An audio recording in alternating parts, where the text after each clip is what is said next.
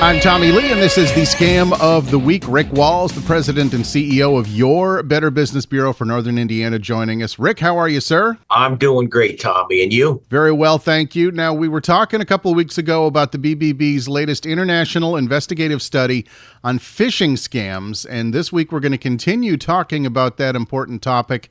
Rick, tell us a little bit more about how we can protect ourselves from these phishing scams. Yeah, thanks, Tommie, for having me. And let's get right into it. You know, phishing is the common thread on almost every scam reported. In fact, BBB Scam Tracker received over 19,700 reports of phishing scams between 2021 and 2023. And so we know phishing scams are widespread and they're evolving quickly. And did you know that phishing scams date back to the 1990s? All the way back to the 90s? How did they get started? Yeah, Tommie, it actually began with the AOL scams. And gosh, AOL, you don't even remember that name anymore. Right. But they started back then and they've never stopped. Email scams may seem old school, but scammers are always coming up with new twists on the same old scams. So one of the latest twists is in the use of generative AI. So it's no coincidence that with the advances in AI, we've seen a surge in phishing reports. So while most AI chatbots are created with ethical guidelines that are meant to prevent the AI from putting out answers that could harm others, WormGPT removed those ethical guidelines, and scammers are using that to create more convincing text images, videos, and music from simple prompts. By using AI, scammers eliminate many of the spelling and grammatical errors that were once easily identifiable red flags to help people spot scams. Wow. Now that makes it a little bit more challenging to spot these scams and keep yourself safe. Yeah, it sure does, Tommie. And small businesses need to be especially cautious. Our report revealed that business email compromise, abbreviated as BEC scams, are among the costliest. And since many of our listeners either own or work in a business, this information is relevant for almost everyone.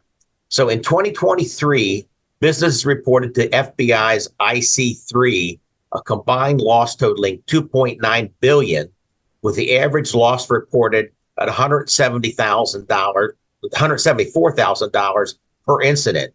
So I think we can agree that that's a number that could be devastating to most small businesses. IT guy at the stations is always reminding us of the latest things that are happening with the BEC scams as well. How does this type of phishing scam actually work?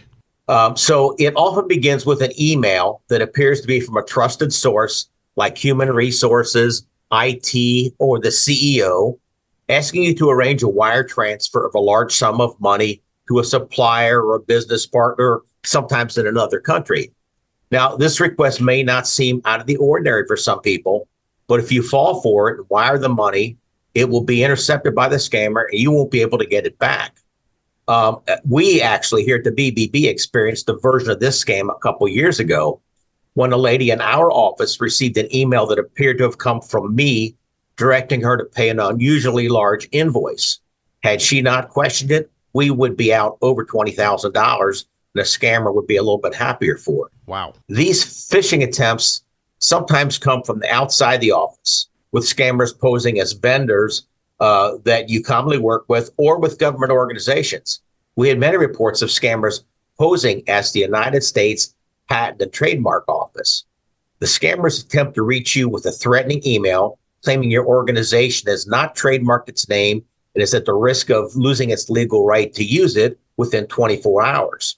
So this is a phony attempt to get you to act urgently and send money or sensitive information. But to check the validity of the email, contact the U.S. Patent Trade Office directly. Do not use any email addresses or phone numbers listed in the email. Go directly to the U.S. Patent and Trademark Office website to get that information. That's good advice for all of these. Always do your own research when you're dealing with unexpected emails. Don't believe the phone numbers or websites that they send you. Do your own homework so that you know you're going to a trusted source. What else can we do to protect ourselves from these scams, Rick?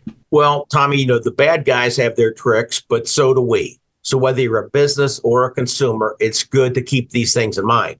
We'd already mentioned, avoid or double check unknown invoices sent via email or text. Don't just randomly pay them, verify them. Be wary of sudden requests to confirm financial information.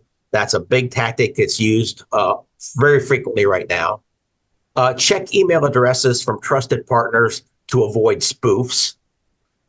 Make sure you implement multi-factor authentication for all payment processes to vendors. And train your employees how to spot and avoid these phishing scams. And of course, create company policies around best practices. So again, whether you're a business or a consumer, it's wise to strengthen your cybersecurity against phishing attacks by allowing your cell phone to update automatically, turning on multi-factor authentication for sensitive accounts. Be sure to regularly back up your data and make sure you download the latest security software on all of your devices. Thank you, Rick. That's a lot of great information. What else should we know? Well, Tommie, as we say virtually every week, if you've been targeted by a scam, report it to the proper local authorities, and also contact your bank or credit card company if you've lost, money on those accounts. And again, whether you've lost money or not, be sure to report it to the BBB Scam Tracker at bbb.org/scam tracker, and to the FTC at reportfraud.ftc.gov, because your story can help others from falling victim to that same scam. Rick Walz with the Better Business Bureau for Northern Indiana joining us once again for the Scam of the Week. Thank you as always, my friend, and we will talk to you again soon. Look forward to it, Tommie. Thank you.